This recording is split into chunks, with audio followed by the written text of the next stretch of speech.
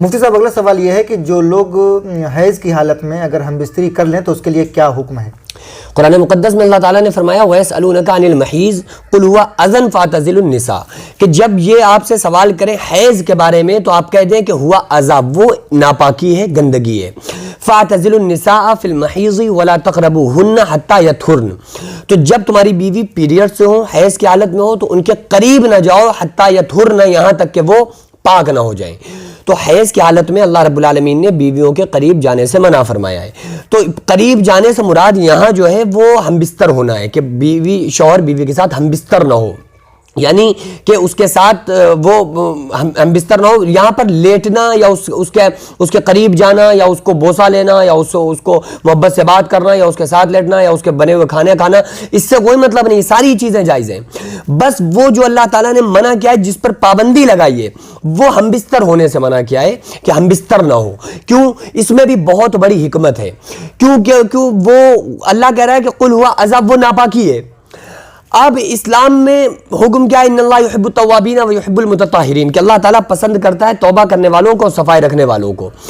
وہ جو بلڈ آتا ہے نا، وہ گندا خون ہوتا ہے، وہ ناپاک خون ہوتا ہے. تو جب تک وہ ناپاک اور گندا خون، اچھا کچھ لوگ یہ سمجھ رہے ہوتے ہیں کہ وہ ناپاک اور گندا کیسے ہو گیا.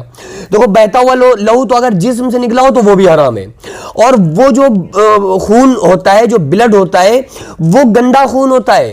آپ سوچو اگر کسی کا 25 گرام خون سر سے نکل جائے یا باڈی کے کسی حصے سے نکل جائے، پھٹ جائے، باڈی پر کوئی نقصان ہو جائے، خون نکل جائے، تو وہ ایک ہفتہ تو چارپائی سے نہیں اٹھے گا. اور ایک ہفتہ کنٹینیو عورت کو اللہ تبارک و تعالیٰ نے ایک سسٹم ایسا رکھا کہ ان کے وہ بلیڈنگ ہوتی ہے 3 دن 4 دن یا عادت کے مطابق. تو اس کنڈیشن میں تو ان کو بیمار پڑ جانا چاہیے، لیکن وہ اور زیادہ پہلے سے صحت مند ہو جاتی ہیں. پیریڈ کی حالت میں جو ان کی کیفیت ہوگی، اور جیسے ہی ان کو پیریڈ ختم ہوگا وہ اور زیادہ صحت مند ہو جائیں گی، کیونکہ وہ خون اس کا نکلنا ہی ضروری ہے، کیونکہ وہ صحیح خون نہیں ہے بلکہ گندا خون ہے. تو ایسی کنڈیشن میں اگر کوئی شوہر اپنی بیوی کے ساتھ ملتا ہے، یہ حکمت میں بتا رہا ہوں، اس کے پیچھے حکمت کیا ہے، بیوی سے کیوں نہیں ملنا چاہیے. اگر کوئی انسان ملتا ہے تو پھر ظاہر سی بات ہے کہ وہ جو جراثیم اور کیٹاڑو جو اس کے خون کے ذریعے سے جو باہر ہو رہے ہیں، وہ پھر شوہر کے اندر بھی اس کے ہونے کا اندیشہ ہو سکتا ہے. اچھا اگر یہ گندا خون نکلنے کے بعد اگر انسان صحت مند نہیں ہوتا ہے، اگر کسی کا خیال ہے کہ ایسا نہیں ہے، تو پھر یہ بتاؤ جن عورتوں کو، جن بچوں کے بلڈ وغیرہ آنا بند ہو جاتا ہے، تو پھر کیوں لیے پھرتے ہیں حکیموں کے پاس، ڈاکٹروں کے پاس کہ بھائی یہ بلڈ نہیں آ رہا ہے، یہ پیریڈ نہیں آ رہا ہے، حیض نہیں آ رہا. کیوں؟ کیونکہ اس کا آنا ہی ضروری ہے. قدرت کا نظام ہے، آپ کرو گے کیا یار؟ یہ کوئی آپ کی بات ہے آپ اس میں اپنی چلا رہے ہو؟ یہ تو قدرت کا نظام ہے اور فائدہ ہے آپ کا. یہ تو میں نے حکمت آپ کو بیان بھی کر دی. اس کے پیچھے حکمت ایسی ہوتی جو ہمارے سمجھ میں نہ آ رہی ہوتی تو بھی ہمیں اس پر چلنا پڑتا، کیونکہ اللہ رب العالمین کا حکم ہے. اللہ رب العالمین نے پابندی لگائی تو کسی نے ہمارے ہی فائدے کے لیے، اس میں اللہ کا کوئی اچھا بتاؤ، بندہ نماز روزہ قرآن دین اسلام جو کام کر رہا ہے، اس میں اللہ کا کیا فائدہ ہے؟ جو کچھ اللہ تعالیٰ نے بندے کو حکم دیا، اس میں اللہ کا کوئی اتنا سا فائدہ ہے؟ کوئی نہیں. اللہ فرما رہا تم کرو گے تمہارا فائدہ، نہیں کرو گے تمہارا نقصان.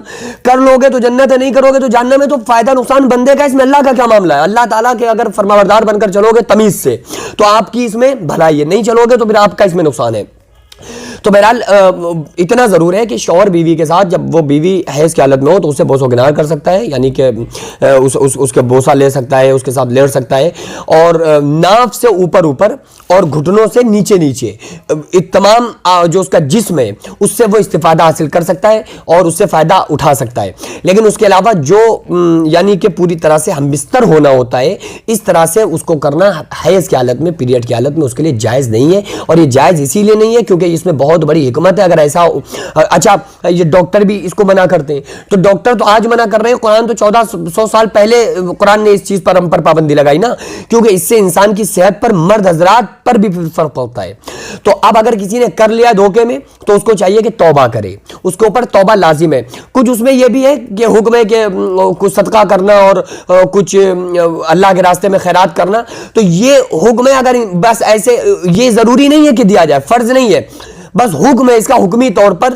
کیوں؟ کیونکہ آقا علیہ السلام نے فرمایا اذا اسات فاحسن، جب کوئی برائی کرو تو فوراً نیکی کر لو. یعنی جب برائی ہو جائے نا کوئی دھوکے سے تو پھر انسان فوراً نیکی کر لے. اب چونکہ اتنا بڑا گناہ ہوا ہے تو پھر اس کے بعد صدقہ خیرات کر دے تاکہ یہ ہماری جو گناہ تھا وہ نیکی سے بدل جائے. بہرحال اصل جو معافی ہے اس چیز پر وہ توبہ ہے کہ بندہ اللہ رب العالمین کی بارگاہ میں توبہ کرے کہ اللہ ہم سے غلطی ہو گئی، ہم سے خطا ہو گئی، تو ہمیں معاف فرما دے، تو ارحم الراحمین ہے. اور عہد یہ کرے کہ آئندہ پھر ایسی حرکت کرنے کی کوشش بھی نہیں کرے گا. اچھا بعض لوگ بھوت بن سمجھاتے ہیں, وہ ان کو کچھ سمجھ میں نہیں آتا, وہ تو